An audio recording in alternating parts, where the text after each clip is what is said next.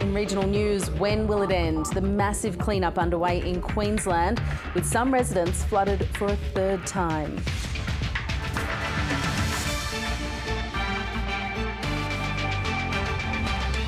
It's the heart of Australia's seafood industry, but are the days of Tasmanian salmon numbered?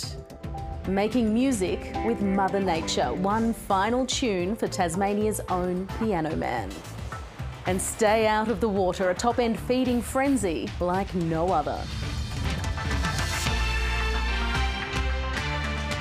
Hello, I'm Amy Culpitt. This is Regional News. For weeks, wild weather has lashed parts of Queensland. Relentless storm cells leaving homes flooded, swamping businesses, closing schools and putting people in danger across the southeast. With the clean-up underway, some frustrated residents who've been hit multiple times are wondering how much more they can take. It's a shocking feeling seeing your home go under. Oh my God. Oh, it's risen a lot. Heavy rain leaving a muddy mess in its wake. The water just came up so quickly that most people around here didn't get time. They woke up to being in water. At least 15 homes at Bray Park, north of Brisbane, are damaged. Some residents swam for their lives. Yeah, it was really scary. My neighbours had to evacuate. Torrential Tuesday is what they're calling it, a day to forget. Northwest of Brisbane, Sanford is reeling too after 300 millimetres fell in just 3 hours. I was scared, yeah. I've never had anything like this happen. It made me feel rather sick. The Bowls Club is in ruins. Absolute devastation. Yeah, it would be 10 times worse than what it was 2 years ago. Shops and cafes in the main street are damaged too. The clean-up is already underway. The pelting rain swelled creeks across Brisbane. And is huge. The intense rain system twisted and turned to the north, where the shopping centre car park at Moray Field turned into a fast-flowing stream. A lone delivery driver got stuck on his morning run. Someone who shouldn't follow a GPS and open his eyes, obviously, because you can't miss that. It's absolutely crazy, it just came in so fast. This truck is scrambling onto his roof as rising waters swirled around him. After what feels like weeks of storms and drenching rain, catchments are absolutely heaving, leaving hot and tired residents wondering what's next. Rescue crews are also exhausted. At the toughest of times, we see the best of the Australian character. Enduring a tough summer, seemingly with no end in sight.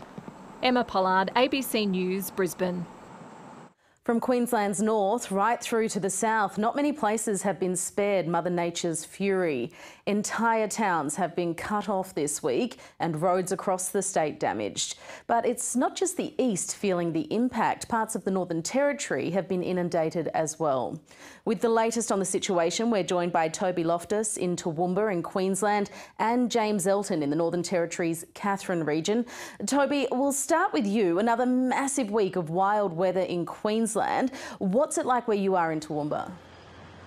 Well, Amy, the sun has come out and that's expected to remain into the coming week, where conditions will be sunny or partly cloudy here in southern Queensland. Now, it wasn't like that for the past week. On Tuesday morning, business owners in the Laidley CBD, that's in the Lockyer Valley, about an hour west of Brisbane, they were awoken to water lapping at the front doors of their businesses. Now, the water came into some stores and went right up the main street.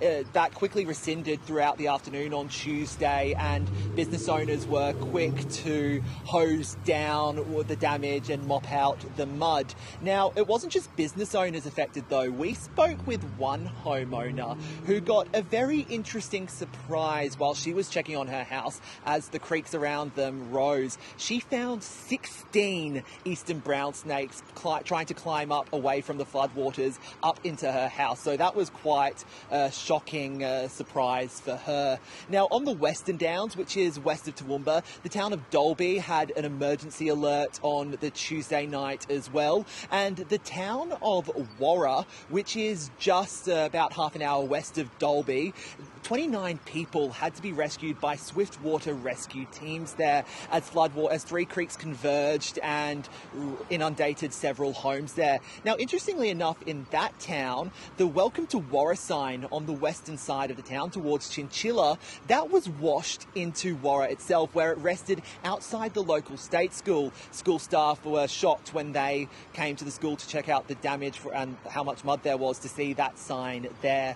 Now, on the in the northwest Queensland and western Queensland, that's also being impacted by a severe weather system, but it's different to what was seen in southern Queensland. What's impacting the western and northwestern parts of the state is the remnants of ex-tropical cyclone Kirrily. That hit Townsville about towards the end of January, and that's still expected to linger across parts of the state into the coming week. Now, that system has blocked off several roads, several major highways, which connect parts of Queensland to the Northern Territory, and we've seen people, for instance, one of our colleagues here at the ABC who works out at Kununurra, they've been trapped in Queensland because they can't get home because of the blocked roads, Amy.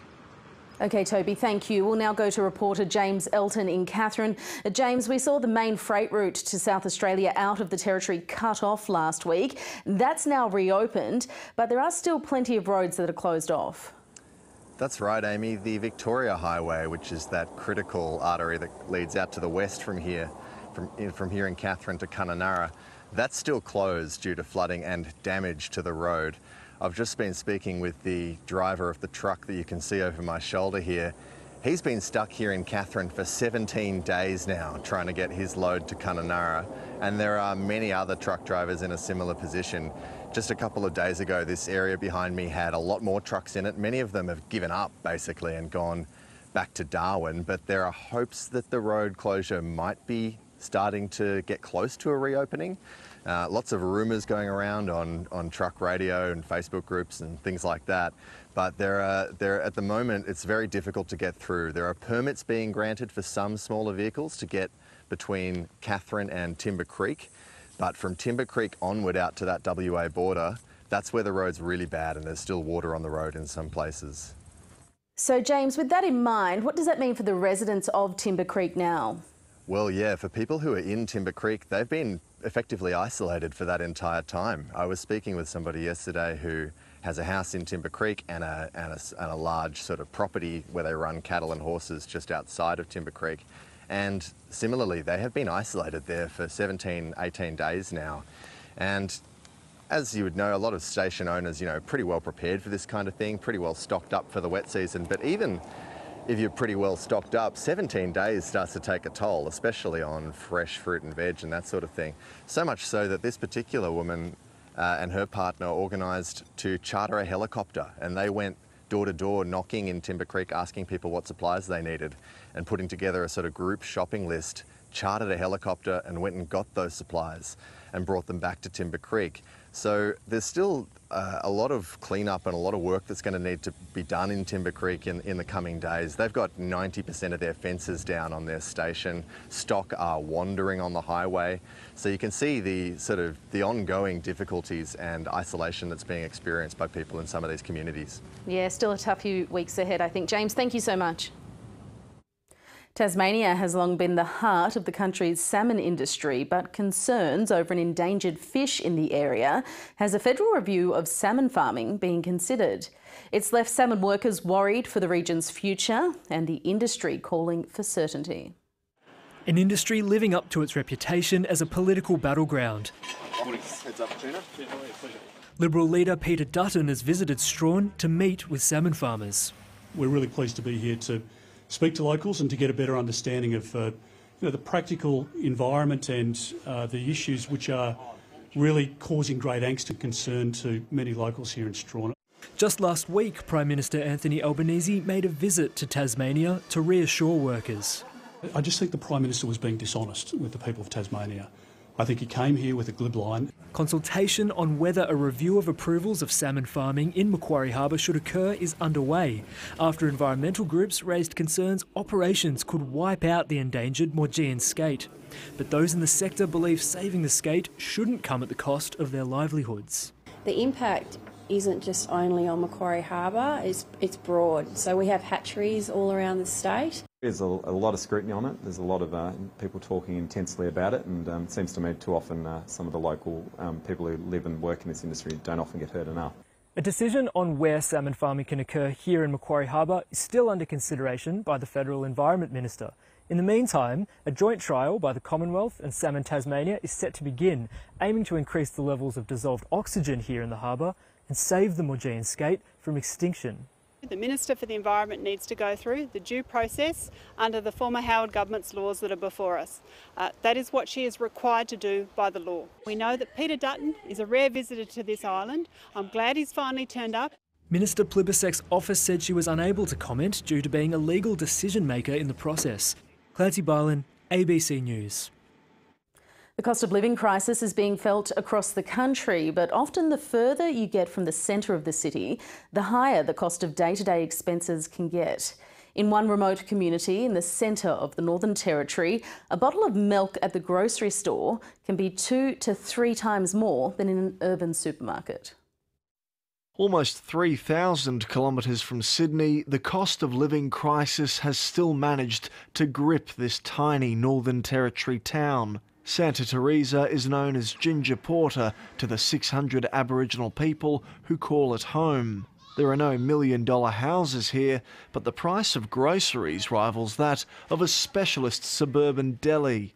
Fresher food and it's cheaper, a lot cheaper. Whereas in the community store, you know, $200-300 doesn't get you much. Annalisa Young has taken the drastic step of a 2-hour round trip to Alice Springs to save money on her fortnightly shop for her and 4 kids. When I shop in town, I notice a big difference. You know, I can feed the kids, feed the family more, and it lasts, you know, up until the next payday. Experts say remote communities bear the brunt of expensive freight costs and the lack of competition, with those high prices passed on to consumers. Goods in the bush can cost up to 3 times more than they would in cities and towns. You can get trapped in this cycle where you're spending so much of your income on the sheer basics that you have to forgo other things, perhaps healthcare. It's not just in remote communities where people are feeling the pinch. This food bank here in Alice Springs is seeing more people through its doors, and other food banks around the country are reporting the same. Between now and last year same time we have grown by 20% just here in Alice Springs, and we can see many more customers coming from more remote areas. Foodbank says in some of its sites in Victoria and Western Australia, demand has grown up to 200%. We are here to help them and make sure that, in particular, our children, our future, is secured with food. A welcome message for those in need. Miles Holbrook Walk, ABC News. After 3 days missing in the wilderness, a 26-year-old Tasmanian man has been found dehydrated and hungry, but mostly well. Jack Lockley wandered into dense bushland after his car became bogged, prompting a huge search. Confirmed that they have found Jack. A radio call back to base, the beginning of a fateful rescue. Jack Lockley now in safe hands, escaping with only minor injuries. He's very, very, very lucky. You know, we've had good weather in the area, which has helped, and we have had really good search teams out there looking for him. Mr. Lockley was camping near the Fortescue Bay area late Saturday night when his car became bogged. His phone ran flat, and all the circumstances led to him leaving his car and then being lost in the bush for a couple of days. His disappearance sparked a large-scale search, with over 60 SES and search personnel scouring the area. Search teams found his abandoned ute yesterday afternoon, not far from the unsealed road to Fortescue Bay. Sometimes people think that they can walk out in the dark, find their way out to another location. But it is an old forestry area, and those tracks can lead to nothing. Even though Mr Lockley was only a few hundred metres away from his car when he got lost, rescue teams had to navigate dense bushland to reach him. It took several hours to rescue Mr Lockley, with SES teams resorting to using a chainsaw to cut a path through the bush. Police have dished out some wisdom for anyone else going bush. Stay with your vehicle because it's quite easy to find vehicles, which we did, but it's a lot harder to find people under tree canopies. Dehydrated and sunburnt, but lucky to be alive. Clancy Barlin, ABC News. It's been just over a year since flooding inundated dozens of homes in the outback New South Wales town of Menindee. Water New South Wales has compiled a review of its performance during the disaster. It found there were appropriate systems in place to operate water storages during the flooding, but some are questioning the findings. Entering his guest accommodation for the first time, 76-year-old Paul Gross assesses the damage. We've put all new floors and that in here. Walls inside and out still plastered with mud. They're painful reminders of last year's Menindee flood. Paul's property was one of dozens inundated by an overflowing Darling River. They're all buggered now, the walls. Hard to see, 10 years of work and it's all gone, you know, overnight. Bloody devastating. That was a $7,000 kitchen we'd just done in here. He was lucky to escape a rapidly rising river. Come as a shock to me, it was 4 o'clock in the morning and the grandson got out to go to the toilet and he yelled out, "Poplar in a metre of water." Water New South Wales oversaw control of the Menindee Lakes upstream during the flood. The lakes had reached capacity, the surrounding area had reached capacity. We were seeing a volume of water, the equivalent of 20 Sydney harbours, making its way across the landscape. Their decision-making has formed part of a recent review. The report confirmed that while our actions reduced the severity of the flooding in the immediate area, our communications could have been done better. Graham McCrabb believes the report glosses over a number of failures. We had people that didn't realise there was water rising or coming through town until it actually arrived in the house. The notification was terrible. As early as January 2022, locals were raising concerns about large volumes of water coming down the Darling. Community were trying to have meetings and raise the issue of airspace in the lakes through May, June, July. It just didn't happen. Whatever they'd done was wrong. I think there's room for improvement on managing the water. While his home won't ever be the same, Paul Gross is hopeful history won't repeat itself for future floods. Bill Ormond, ABC News, Menindee. More than 200 staff at Sarah Lee have had their jobs saved after the company was bought out of administration. Sarah Lee went into voluntary administration in October, with creditors owed up to $55 million. The dessert maker will be sold to a private family company. All staff at the factory on the New South Wales Central Coast have been assured they will keep their jobs. In Alice Springs, youth crime continues to dominate the daily headlines, but young people say rap classes are helping them process their emotions and stay on track. In a tiny makeshift studio in the heart of Alice Springs, 18-year-old James Nelson raps to a beat. Bad boys with the bears coming from the west. His words flow in a steady stream as he describes the pressures of growing up in the embattled outback town.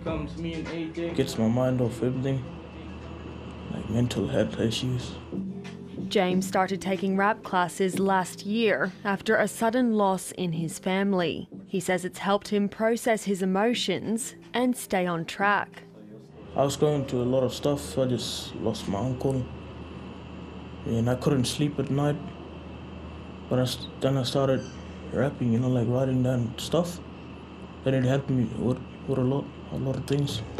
I'm sick and tired of... James is just one young student of Alice Springs rapper Dan McAleer, also known as Dan the Underdog.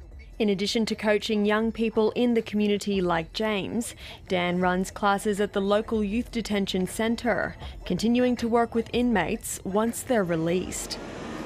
I think it definitely helps young people to process and maybe even if it's not in processing, at least like getting them emotions out. You know what I mean? Like let it out in the birth instead of doing something, you know, potentially negative.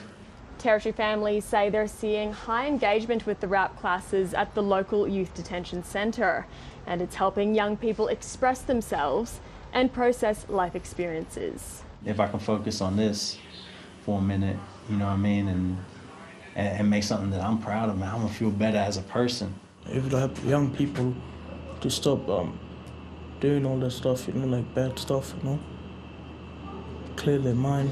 Yo, I'm back again, ready, spit some facts again. A positive outlet for local young people. Charmaine Allison, ABC News, Alice Springs. A bid to reduce Tasmanian devil deaths on a country road in Tasmania's northwest seems to be failing. A local wildlife carer says in the 6 months since speed limits were changed, devil fatalities have only risen. Looking after 2 orphaned Tasmanian devils. Alice Carson is a wildlife carer on Tasmania's far northwest coast. The Joys were found wandering a notorious stretch of road, where Ms Carson has counted hundreds of dead devils. It breaks my heart, because I don't care if they're a devil or a paddy. It's awful. The speed limit changed at Woolnorth and West Montague roads mid last year, from 100 kilometres per hour to 80. But Ms Carson recorded 23 devil deaths between July and December last year, higher than the same period in the 2 years before. I just think they're worth saving. I think they're worth doing something to help save them. And changing the speed limit and putting up some virtual fence isn't enough. She says people are speeding, but the Mayor says random speed counters suggest otherwise. The evidence we've got is that the majority of people, and there's always going to be a cowboy that doesn't do it anywhere, anytime, but the majority of people are obeying the speed limit. Mayor Blizzard says it's too early to tell if the speed limit change is working. You put something in place, you've got to give it a chance to work to see if you've got to change it, tweak it, or go in a different direction. After the devil disease, roadkill is the most significant source of mortality for devils. It won't send them extinct by itself, but it is important that we address it to help buffer those populations. A stakeholder group is exploring other ways to bring down roadkill in the area, including carcass removal, roadside slashing, rumble strips and signage. That's as well as driver awareness, which Professor Jones says is critical, especially for locals. So anything we can do to say this is really important and let's be aware of it, let's slow down, let's look out for wildlife and let's not try to hit Tasmanian devils or any other wildlife on the road. One way to protect an endangered species. Beck Pridham, ABC News. Birdwatchers in South Australia's southeast were in a flap last week when they spotted a king penguin on a local beach. Locals saw the penguin north of Kingston, with the curious bird waddling up to check out the onlookers. It's only the 3rd time the world's 2nd largest penguin species has been recorded in South Australia. Experts say the bird would have travelled thousands of kilometres to reach the mainland.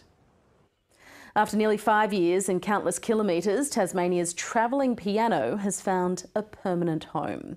With a final performance at Tahoon Airwalk, it was a bittersweet farewell for pianist Kelvin Smith. Setting the stage for one last performance.